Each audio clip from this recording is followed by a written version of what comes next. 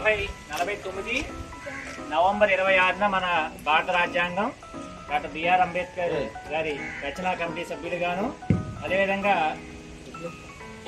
బాబు రాజేంద్ర ప్రసాద్ అధ్యక్షులుగాను, మరి ఇద్దరితో పాటుగా ఇంకా 27 మంది మెంబర్స్ ఉన్నారు. వారి యొక్క ఆధ్వర్యంలో భారత రాజ్యాంగ నిర్మాణానికి కమిటీ ఏర్పాటు చేయడం జరిగింది.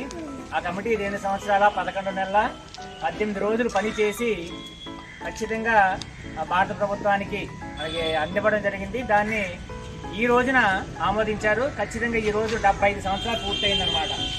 మన రాజ్యాంగం మన పరిపాలన మనం చేసుకోవడం కోసం ఆమోదించి 75 సంవత్సరాలైన సందర్భంగా ఈ విధంగా మనకి మరి ఘనంగా ఈ వేడుక చేసుకోమన్నారు. 2 నెలల తర్వాత ఇది అమల్లోకి రావడం జరిగింది. జనవరి 26 1950 జనవరి 26 నుంచి అమల్లోకి రావడం జరిగింది.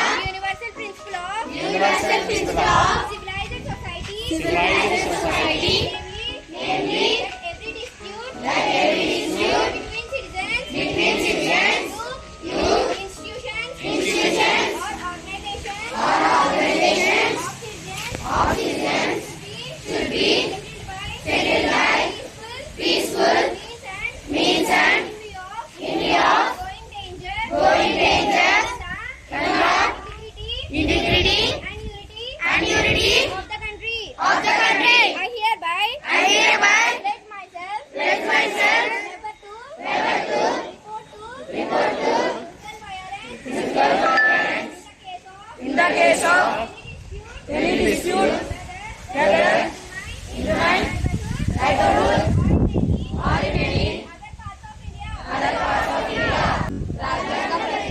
భారతదేశ పౌరుడినైన నేను సమూహాలు సంస్థలు లేదా పౌర సంస్థల మధ్య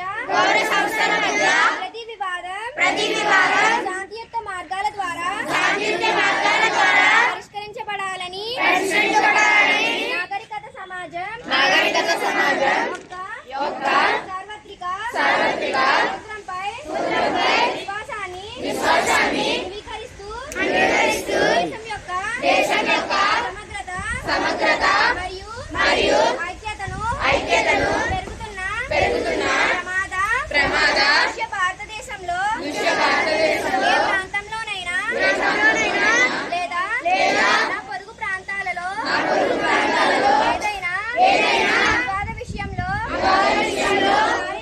శారీరక హింసను ఆశ్రయించనని నేను ప్రతిజ్ఞ చేస్తున్నాను.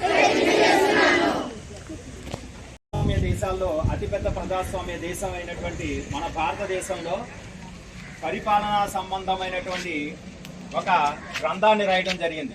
అదే భారత రాజ్యాంగం. మనం చూసుకున్నట్లయితే ఒక హిందువు భగవద్గీత చదువుతూ ఉంటాడు.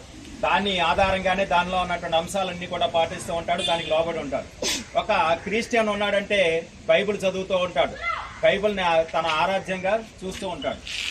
అలాగే ముస్లింలు ఉన్నారంటే ఖురాన్ని తన దైవంగా భావిస్తూ ఉంటారు.